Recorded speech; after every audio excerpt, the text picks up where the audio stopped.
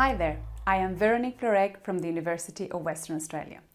Welcome to this course on the economics of natural hazards. I have created this video series for anyone in the natural hazards and emergency management sectors that is interested in learning how we apply economic analysis to the management of natural hazards. This project is funded by the Bushfire and Natural Hazards Cooperative Research Centre. Welcome to the second video in this series.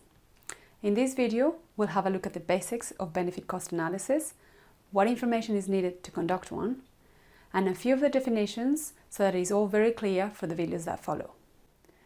When you finish this video, you will know what a counterfactual is, why it is essential to have one for a benefit-cost analysis, how to select the appropriate counterfactual, and how the benefits of mitigation are calculated.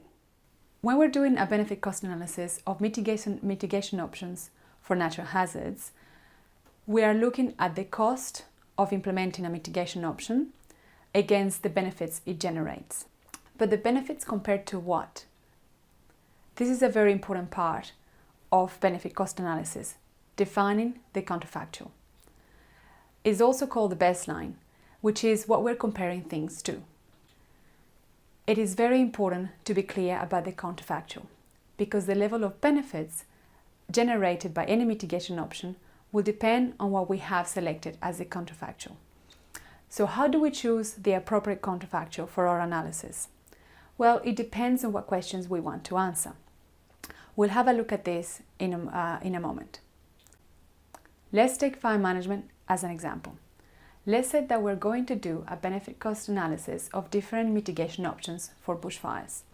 One option is prescribed burning, another is a national prevention campaign, and another is increasing the level of fines for households so that they comply with regulations for cleaner vegetation in private land. If we want to know whether these options generate benefits at all, as in are they worth doing or not, then in that case, the counterfactual will be a doing nothing scenario. Why? Because we want to know whether it is worth allocating some of our resources to these options or not, or if we will practically be in the same situation with or without it.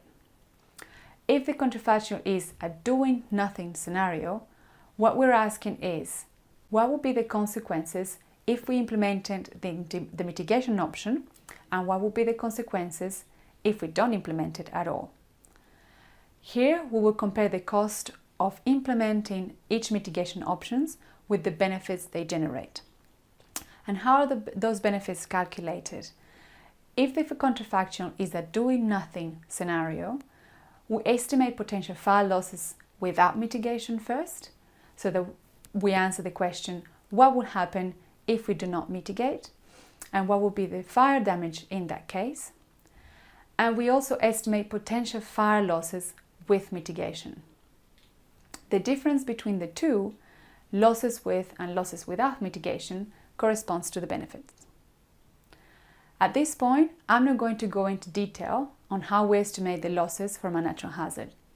I'll cover that in more detail in the next video.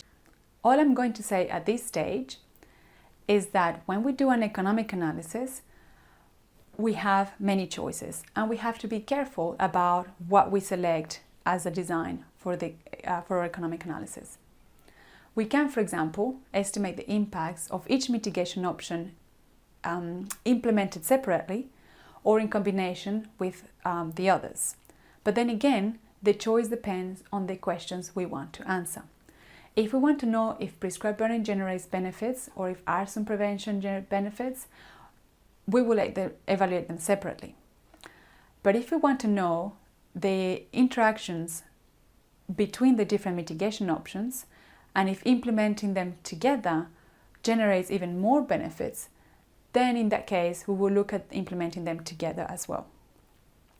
It is always important to think of what it is we want to explore. What are the questions that we want to answer with an economic analysis? What do we require help from economics in order to decide how we do the economic analysis itself?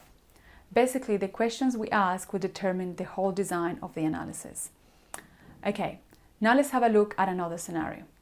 Let's imagine that we're already doing prescribed burning and arson prevention, and that we already have set fines for household at an appropriate level.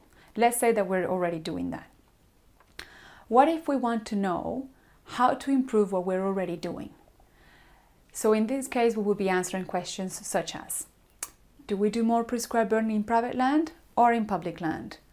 Would it be better to target or arson prevention efforts in a specific geographic area, or is it working, or is the program working as it is? Are there other options to instigate action at household level to improve their fire preparedness? Could we allocate our resources slightly differently to increase the benefits to the community? In this case, we want to compare changes to what we are already doing.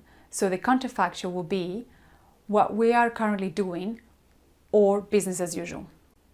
We then estimate the average current level of losses under the current circumstances and the losses that will be generated if we change our mitigation practices. So if we modify them slightly to what we would like to see, if it is a better option or not. The difference between the two scenarios, business as usual and the new changes to the mitigation options already implemented, are the benefits. We then compare the benefits to the cost of implementing those options, of changing those practices, if there is any cost.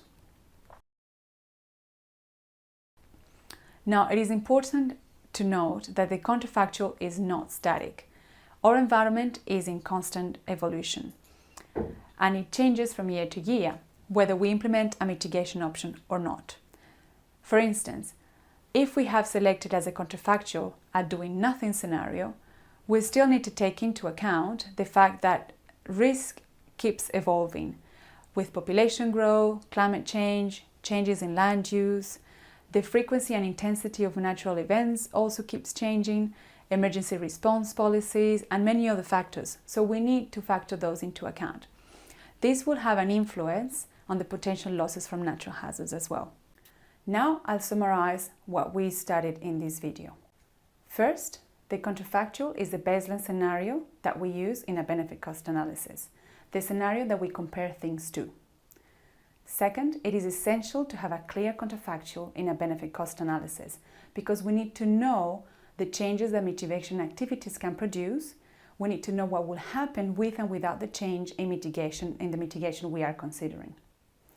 The scenario without the change in mitigation is the counterfactual. Third, what counterfactual we choose depends on the questions we want to answer.